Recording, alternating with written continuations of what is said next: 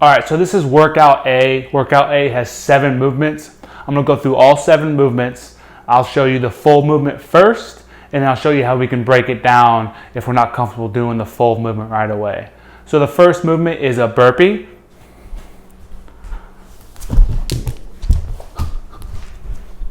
All right, so essentially a burpee is getting your chest to the ground, performing a push-up, getting your legs back underneath you, and then jumping and clapping overhead. So ways to scale this back initially to slow it down is, one, you can just hinge at the hip, get your hands on the ground, step or jump back, push up to the ground, push up, step or jump forward, and then finish with the jump.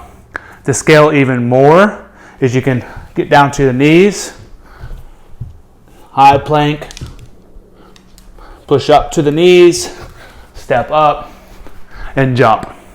All right, eventually once you get more comfortable with that movement, then you can progress to the full scale movement.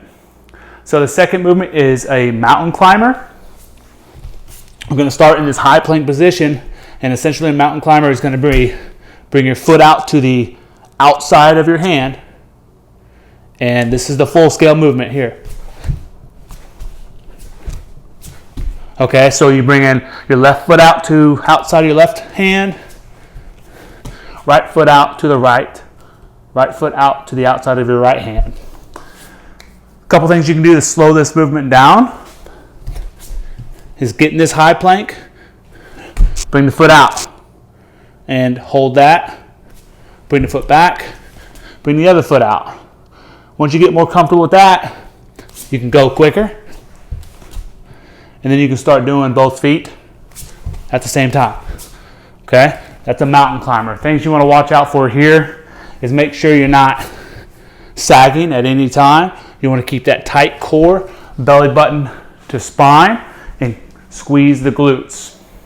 The third movement is a high plank. It's what we started out with the mountain climbers. Hands are going to be under your shoulders, and everything else is going to be locked in and tight. Okay? Here's some things we don't want to see. Butt sagging in or up in a pike position. How can we control that? We can control by going navel to spine, squeezing the glutes, and squeezing the hamstrings and quads, locking everything in and holding that one position. Next is the alternating forward lunge. So full speed, the lunges, alternating forward lunge is going to look like this.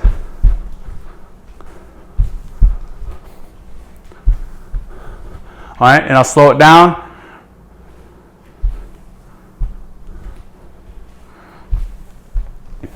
All right, so some things you want to watch out for here with the lunge, I'll show you in the forward view. When you step out forward, you want to control that knee that is bending out in front of you. So you want it to track to the outside of your big toe. You don't want it to cave in. Here's what it should not look like. Okay? And then also on your lunge, you want to make sure you keep that forward heel on the ground. So when you're leaning and lunging, that heel stays on the ground. It helps if you step out, exaggerated step, look a little bit farther than you normally would. It shouldn't look like this, where that heel is coming off the ground. All right, out in front, make sure your knee is tracking to the outside of your big toe. All right, next the movement is push up to shoulder taps. We're going to start in the high plank, perform a push up, and then a shoulder tap.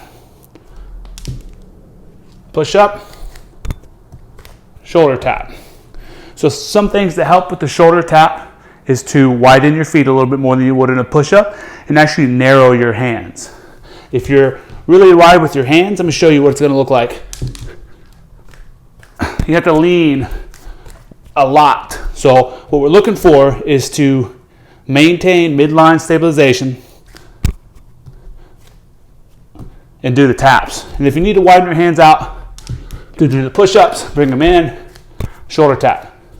All right, we don't want to see XX rotation of the hips to support you being on one hand. Again, it's all about navel to spine, squeezing the glutes and quads, locking everything in. Next movement is a jumping squat. I'll show you the full movement both forward and sideways.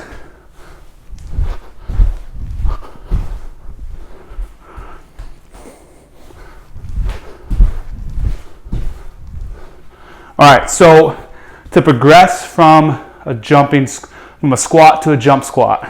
First, let me show you what a squat should look like.